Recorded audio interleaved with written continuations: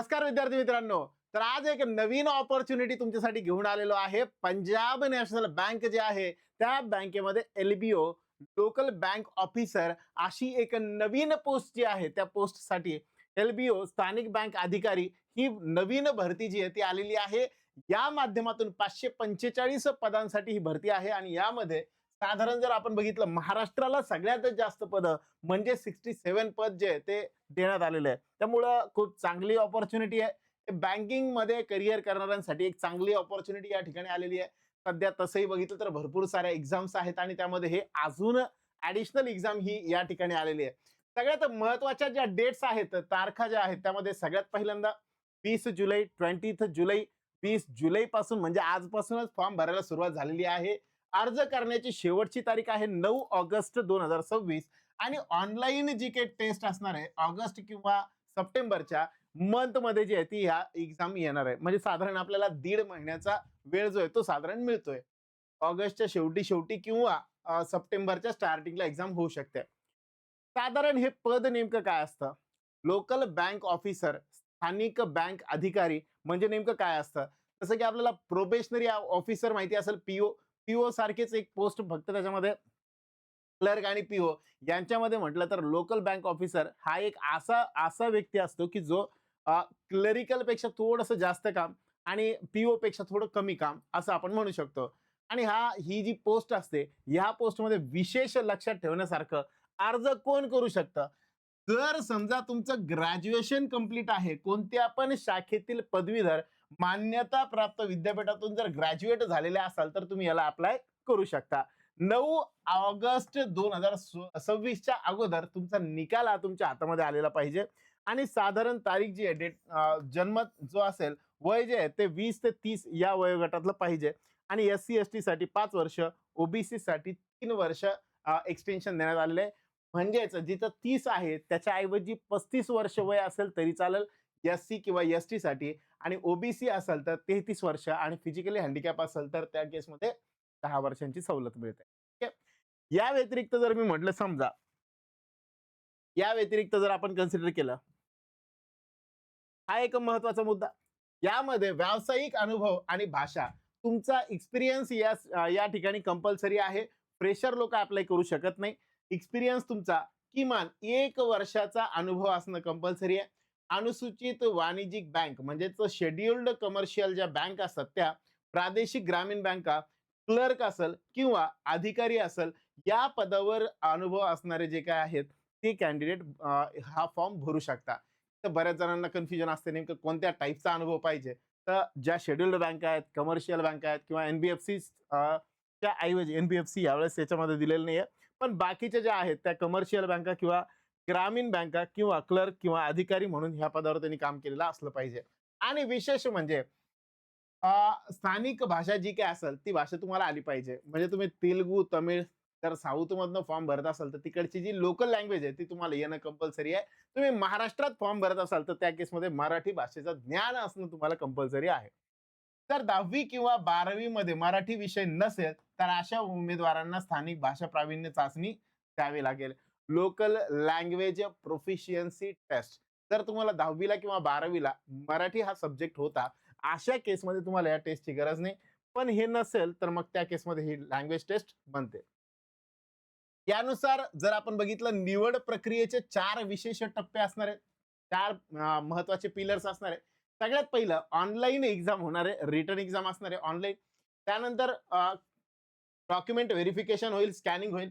त्यानंतर स्थानिक भाषा LLPT जर आवश्यक असेल तरच. आणि फायनल जवळपास सगळ्यात महत्वाचा आणि डिसिजन मेकिंग फॅक्टर जो असणार आहे that is the personal interview. So personal interview मध्ये साधारण 50 मार्क्स जे आहेत ते पर्सनल इंटरव्ह्यूला आहेत.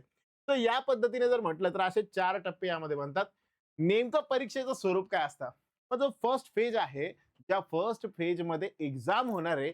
एक्झामचा नेमका सिलेबस काय असतो, एक्झामची स्ट्रॅटेजी नेमकी काय काय असते, काय काय विचारलं जातं हे सगळं समजून घेऊ. सगळ्यात पहिल्यांदा रिझनिंग आणि कम्प्युटर ऍप्टिट्यूड हे दोन्ही एकत्र विचारलं जातं. 25 क्वेश्चन्स विचारलं जातं.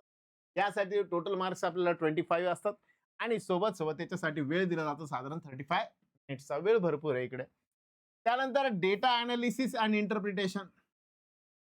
याला 25 क्वेश्चन 25 मार्क 35 मिनिटांचा वेळ. ओव्हरऑल इंग्लिशला पण सेम पॅटर्न, क्वांटिटेटिव्ह ऍप्टिट्यूड आणि डेटा अनालिसिस आणि इंटरप्रिटेशन हे दोन वेगवेगळे या ठिकाणी देण्यात आले. जनरल इकॉनॉमी, बँकिंग अवेअरनेस यांच्याबद्दल साधारण 50 क्वेश्चन्स आहेत आणि 50 मार्क्स आहेत. वेळ 50 मिनिटांचा आहे. म्हणजे आपण जर बघितलं मॅक्झिमम वेटेज जनरल अवेअरनेस वाला, बँकिंग अवेअरनेस वाला, फायनान्स, बँकिंग, इकॉनॉमी हा वाला पार्ट सगळ्यात जास्त आहे. तर इथे मोठा एक फॅक्टर जो आहे तो बनतो. निगेटिव्ह मार्किंग 1/4 मार्क असणार आहे निगेटिव्ह साठी आणि 40% मार्क्स तुम्हाला प्रत्येक विषयामध्ये मिळवणं कंपल्सरी आहे. म्हणजे क्वालिफाईंग कट ऑफ जो आहे तो ऑलरेडी त्यांनी सेट करून ठेवलाय. 40% मिनिमम कट ऑफ जो आहे तो आपल्याला मिळाला पाहिजे. म्हणजे जर मी म्हणलं समजा साधारण 10 मार्क पर सब्जेक्ट मध्ये आपल्याला असले पाहिजे, कमीत कमी म्हणतोय मी. तर या हिशोबाने जर म्हटलं तर क्वालिफाईंग याच्यासाठी मार्क्स जे आहेत ते बनतील. आता पुढे आलो. पगार काय असतो? सगळ्यात महत्वाचा मुद्दा. पगार किती असणार? साधारण जर मी म्हणलं समजा वेतन सॅलरी JMGS1 श्रेणी जी असते ती ही सुरुवातीला TA, DA वगैरे सगळं पकडून साधारण जर मी म्हटलं बँकेच्या नियमानुसार 48,480 एवढी सॅलरी जाते. आणि जर समजा उमेदवारांना किमान 3 वर्ष बँकेची सेवा करार करण्याचा लिहून द्यावा लागतो. किती रुपयांचा बॉन्ड? 2 लाख रुपयांचा एक बॉन्ड जो आहे तो या ठिकाणी असतो. 3 वर्ष कमीत कमी तुम्हाला ह्या बँकेमध्ये काम करावं लागेल. यासाठी एक बॉन्ड सुद्धा करण्यात येतो. ठीक आहे. मग सर बॉन्ड हे करायला पाहिजे नाही पाहिजे? मी असं म्हणाल तुमच्याकडे याच्यापेक्षा बेटर ऑपॉर्च्युनिटी आहे तर बिनधास्त तुम्ही ती ऑपॉर्च्युनिटी घ्या. ती ऑपॉर्च्युनिटी तुमच्याकडे नाहीये मग अशा केसमध्ये प्रायव्हेट बँक असेल, कोऑपरेटिव्ह बँक असेल, तिथे कुठे तुम्ही जॉब करताय अशा केसमध्ये त्या बँकेपेक्षा इकडे जॉब करणं कधी चांगलं. 3 वर्ष काय जर बँक चांगली असेल तर हरकत काय करायला. ठीक आहे. तर या पद्धतीने इथे जॉब मिळेल. प्रोफाईल पण चांगले आणि शिवाय नॅशनलाइज बँक आहेत. यासोबत एक महत्वाची अट यावर्षीची ज्यामध्ये तुमचा सिबिल स्कोअर सुद्धा 680 प्लस असणं कंपल्सरी आहे. या ठिकाणी ज्यांचे ज्यांचे बँकेमध्ये अजून पण खाते नाही त्यांच्यासाठी त्यांना ही अट लागू नाही.